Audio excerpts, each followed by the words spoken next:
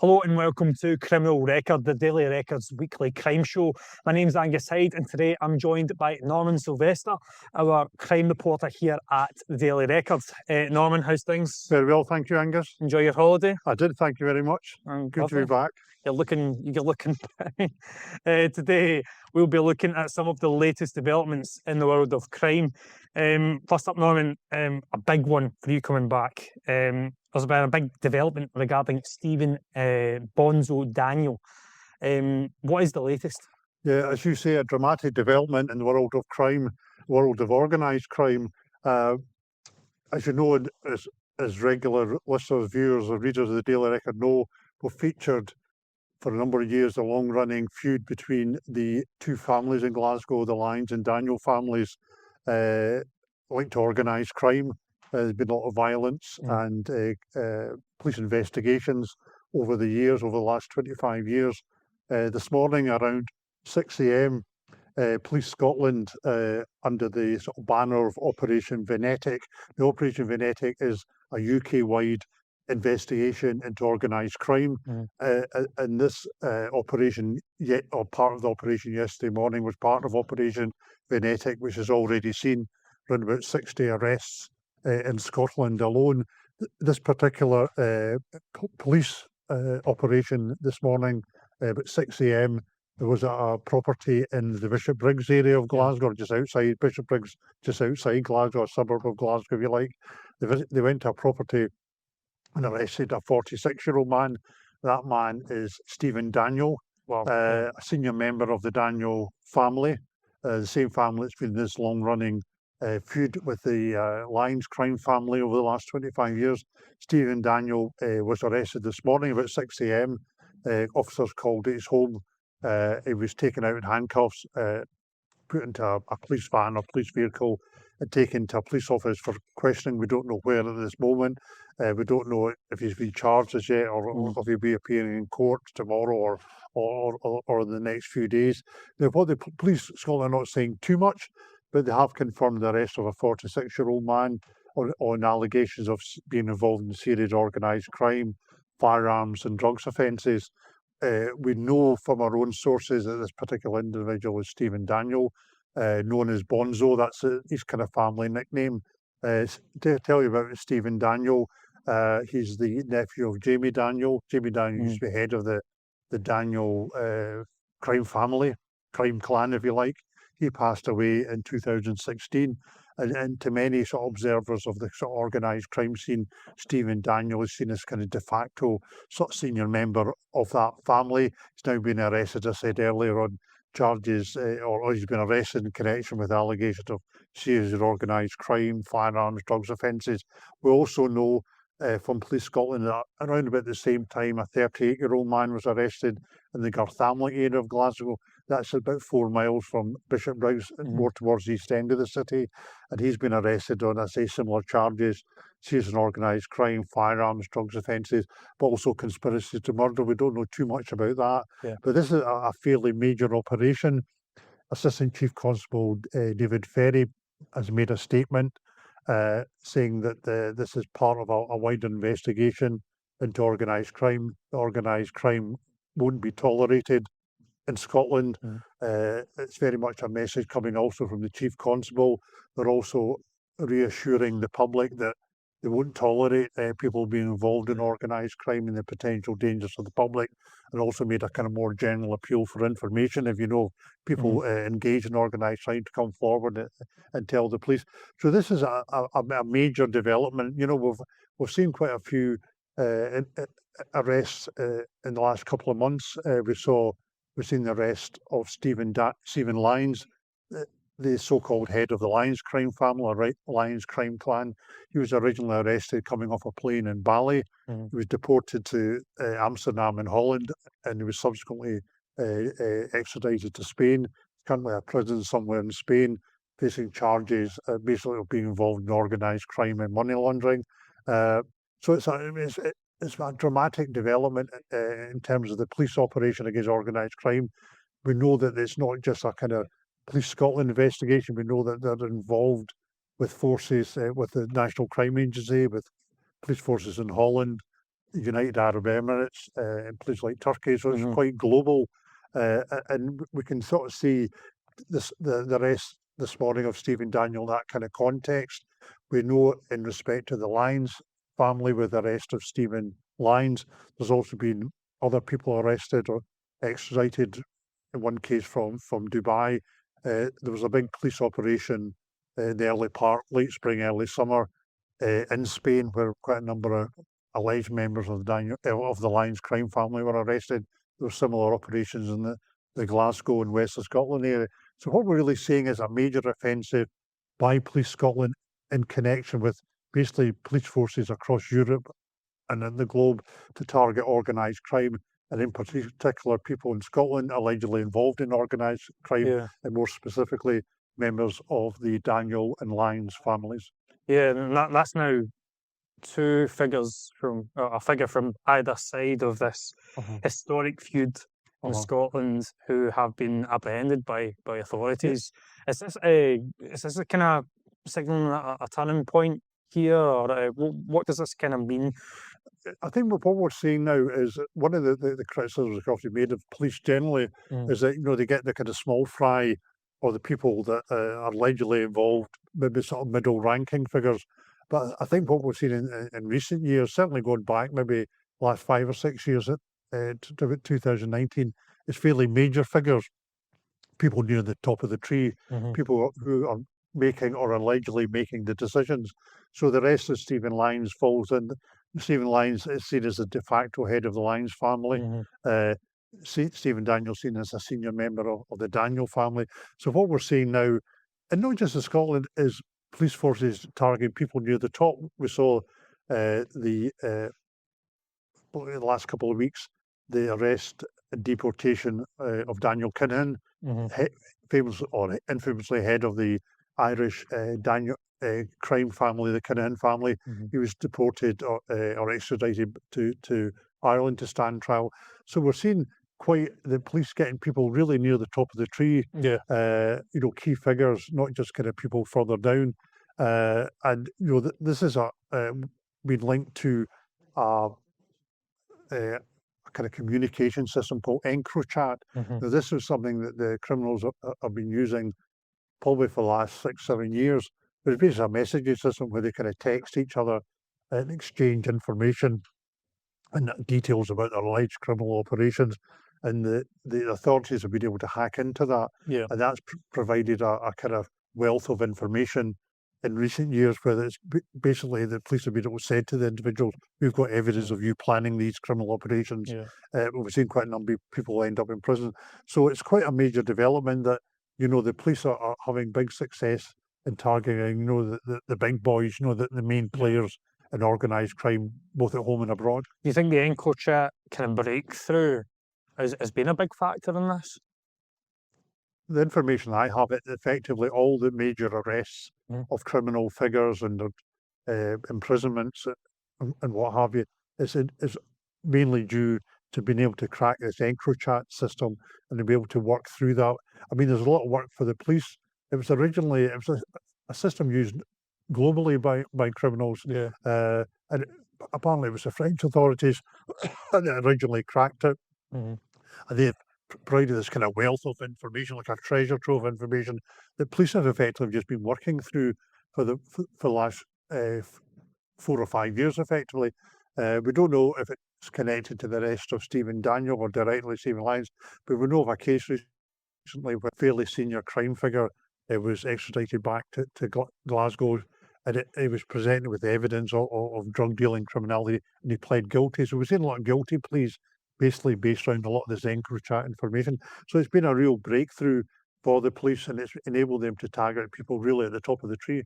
Well, yeah, something we always talk about how modern techniques have been able to obviously let criminals work under the radar, and in this case, being able to crack it shows you how valuable that asset is to law enforcement. Also, what worth just reminding readers, listeners, that the Stephen Daniel was subject to a very serious assault in 2017, where basically he was chased through the street in his car, which he was kind of cornered near this M8 near Port Dundas area, suffered serious facial injuries, basically a series of machete attacks, attacked in the car. Pretty horrific.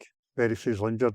This was carried out, or alleged carried out, by members of the Lyons crime family, the Lyons crime gang, the associates of that family, and 6 people, fairly senior figures or associates of the Lyons crime family, were given substantial prison sentences, totaling 104 years. In 3 cases, individuals were sentenced to 20 years for the attack in Stephen Daniel and 5 other similar type attacks, but not as severe as the one in Stephen Daniel. So we're seeing, that not just recently, but maybe the last 5 or 6 years, fairly major inroads into these 2 families and other people involved in organised crime. Hopefully they're able to at least get some sort of control over the situation. As we've been reporting in the past few days, we have been seeing a resurgence in violence regarding the Lyons and Daniel feud. Obviously, Bonzo's arrest is quite a big statement by police, but what has been happening in the last week? And just give us an overview. Yeah, we'll be talking, as we said earlier in the broadcast, about this long-running violent feud between the Lyons and Daniel families. Dates back to about one family's Lyons from Milton and Daniel's from Postle Park. Dates back to around about 2001, allegedly over a stolen consignment of cocaine or misappropriated that wasn't paid for, and then kind of tit-for-tat violence that we've seen over the years. We saw a resurgence in that violence.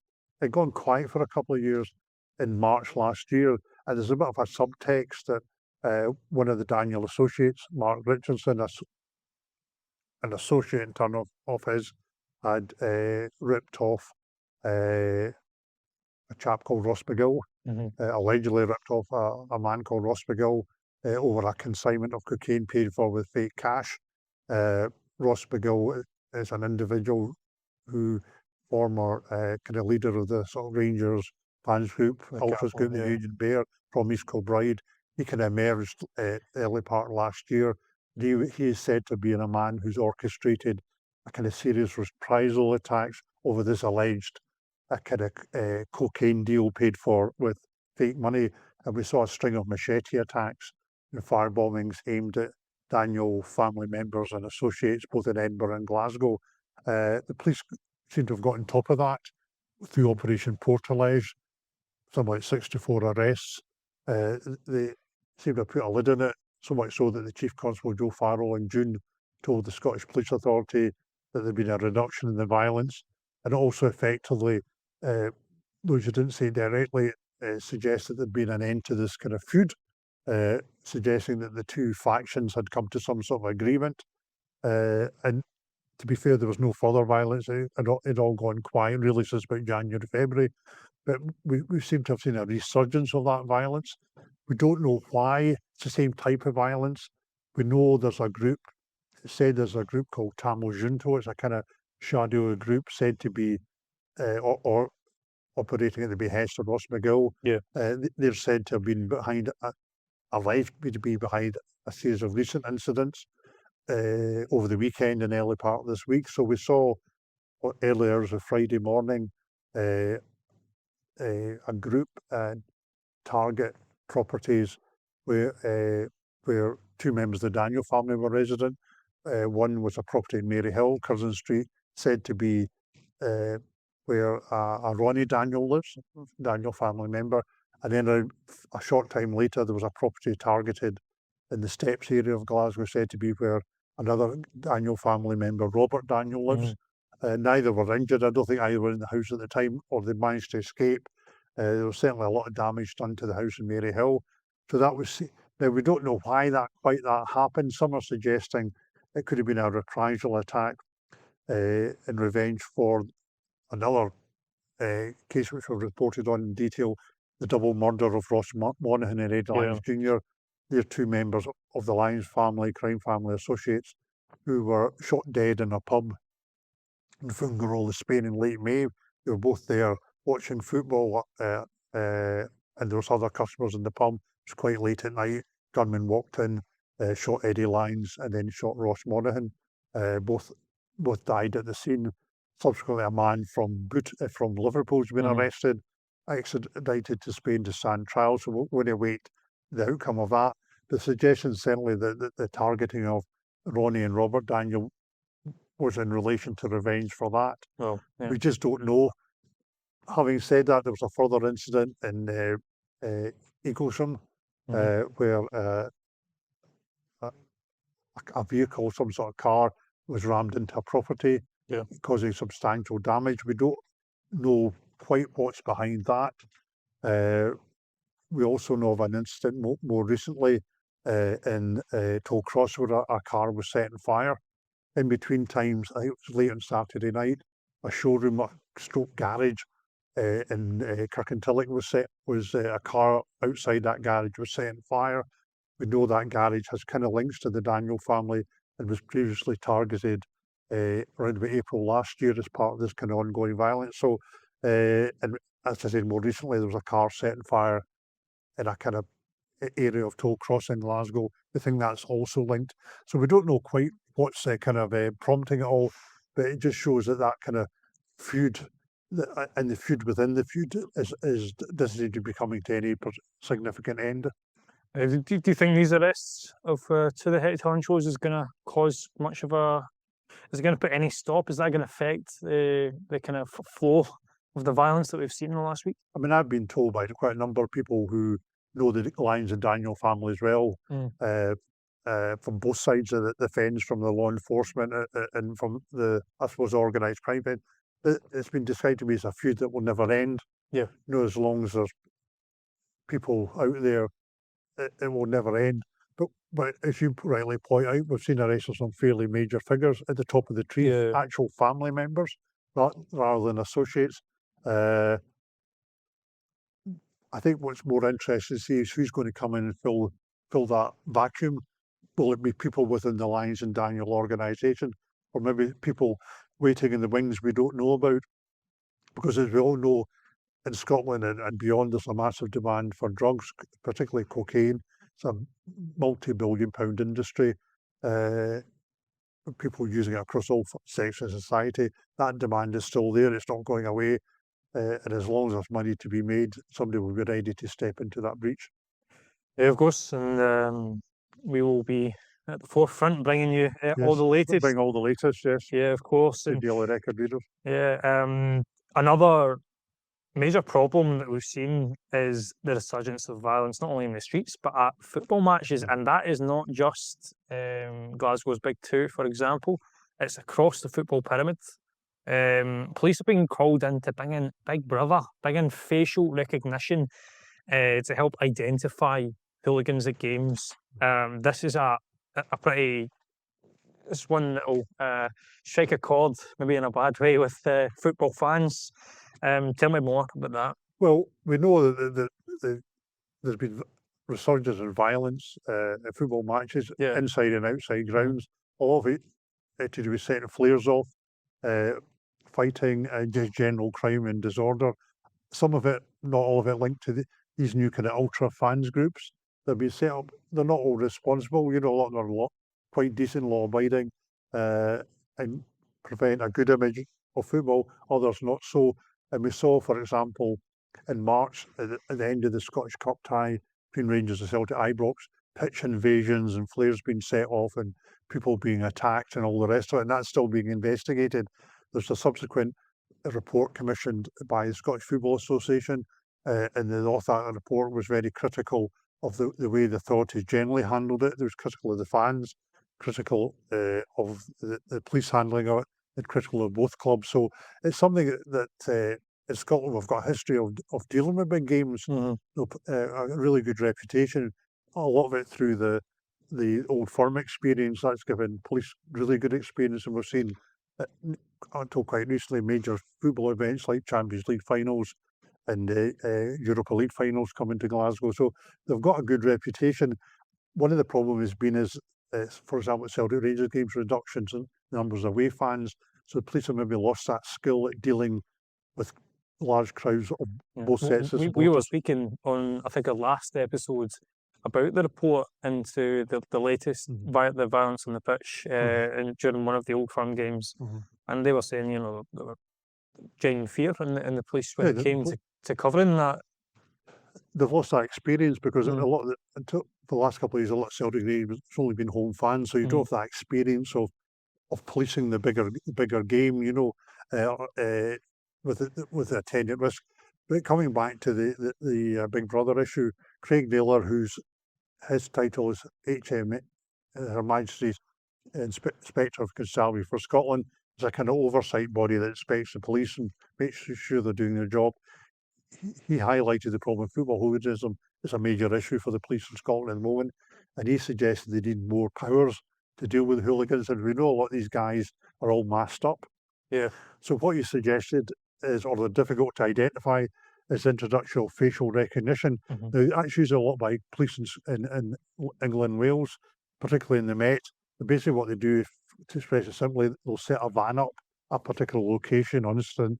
Basically, they film the people in the street, public, and there's a kind of technology, AI type technology, where if they've got a watch list of suspect hooligans, the facial recognition will tell them within seconds that's such an individual, and that helps them maybe identify people involved in the violence, not necessarily there and then, but later, or people they think might be involved in violence. How it is Big Brother technology, it's a spy camera effectively, and there's been complaints from human rights groups like Amnesty International saying it's unnecessary. Police have got plenty of powers as it stands, but it is a problem, you know, in how you deal with the masked individuals. So, but Craig Naylor, who's Chief Inspector of Constabulary, he would like to see Police Scotland introduce it. The technology's there. They have, I think, experimented with it, did a kind of consultation on it, but it's certainly a technology that helps them identify people involved in crime. It can be used for missing persons, for looking for dangerous people or people on the run, or missing people who are at risk or vulnerable. So it has a positive effect, but yeah, it's another kind of layer of surveillance, you know. And the technology can also adapt CCTV. So we ran that story, and then we spoke with David Kennedy, General Secretary of the Scottish Police Federation, and he's supportive of the facial recognition, but he raised the thorny issue: what do we do trying to identify people who are masked up? Yeah, the facial recognition can identify people who have used face coverings, but it's not as successful as with the faces uncovered. Yeah, and he suggested the police need to get powers to ask people to remove face coverings if they're suspected of being involved in crime. There would obviously be exemptions for people who cover their face for medical reasons and for religious reasons, but I think it's specifically he's calling for powers for police to stop hooligans covering their faces to avoid detection at games. And it'll be interesting to see. That'll be one for the Scottish Government, obviously. Yeah, for sure. The new kind of the wave of the kind of European style ultra movement we've seen again across. There's been games where you might have maybe 2,000 people at the game, and there are ultras at the game. So this is a problem which spreads far and wide. The face covering thing, though, is a pretty thorny issue, as you say. Well, we see it also. It's an issue at football matches. We see fans from both sides, you know, gathering before games and wearing masks. To me, it's quite sinister. You know, I don't personally like it as a member of the public going about. We've seen it also at political gatherings as well, people covering their faces. You know, makes it difficult for the police to identify suspects' involvement. I don't think there's a justification for it. If you're there at a political gathering, then you're there. Why are you covering your face? And it is an issue for the police to address. It's not illegal at the moment. It may be that we need to give if we suspect people are covering their face to cover a crime.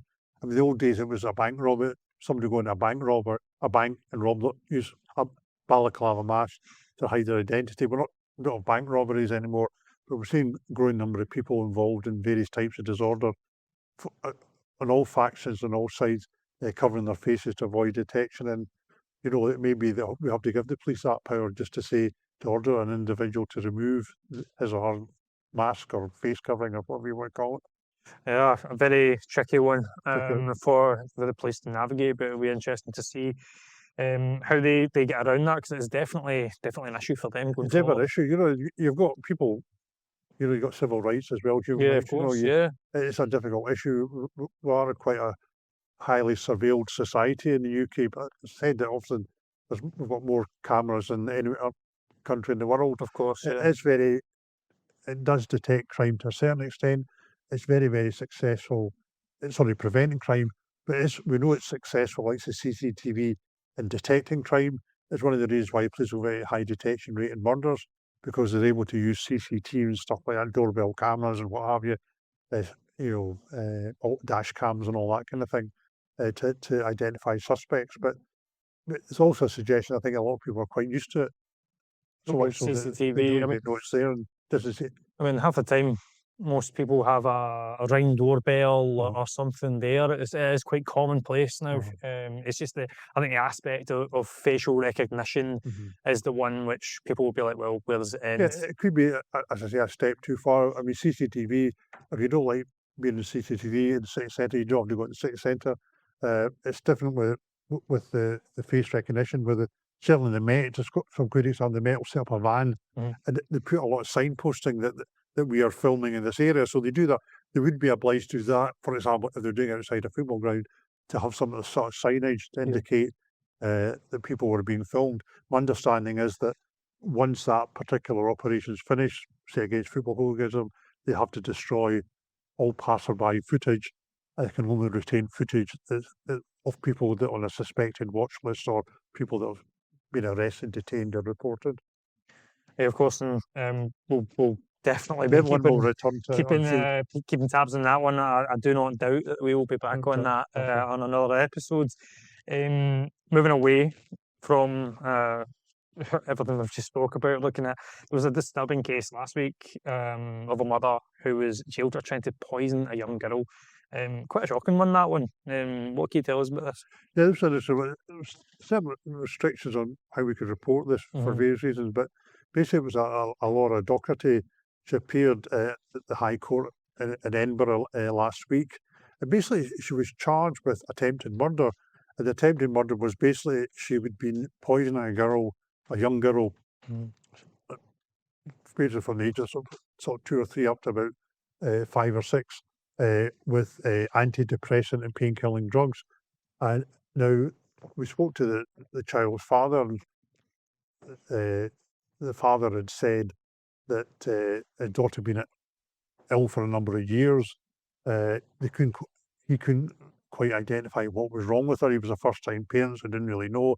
They put it down to maybe it was just a problem that the child had medically. But so the child had regular visit the GP. Nobody could quite get to the bottom of why she was always falling asleep or being ill or lethargic. But she was taken one day to Edinburgh Infirmary in an ambulance, and she had to be resuscitated in the ambulance and put on a ventilator. And I think that prompted certainly the doctors to do a more forensic examination of her. I think it did be put down to maybe a child who's maybe she's allergic to something like that. Yeah. But they discovered that she'd been poisoned with antidepressants and pain-killing drugs. Now, these were the types you give to adults, that you get on prescription, not the type you buy over the counter. And basically she'd been poisoned to death. But it was this incident in the ambulance where she was resuscitated. This woman, Laura Docherty, was identified as the person responsible. She was sentenced to 6 years imprisonment for the attempted murder by poisoning. She's from Glenrothes Fife. The girl in question was from the Calders area of Edinburgh. She was identified as the person responsible. She got 6 years. People might think, well, that's not very much. She was a first offender. But what's interesting, she was also subject to what's called an order for lifelong restriction. So it means that when she's completed the punishment part of her sentence, the 6 years, she's not guaranteed parole. She has effectively applied to the parole board, and effectively she could be kept behind bars indefinitely if she's still shown to be a danger to the public.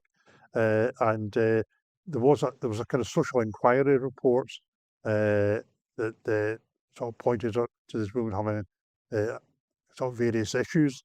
But it was interesting that the judge, Michael Grady, really wasn't having anything. It was quite interesting.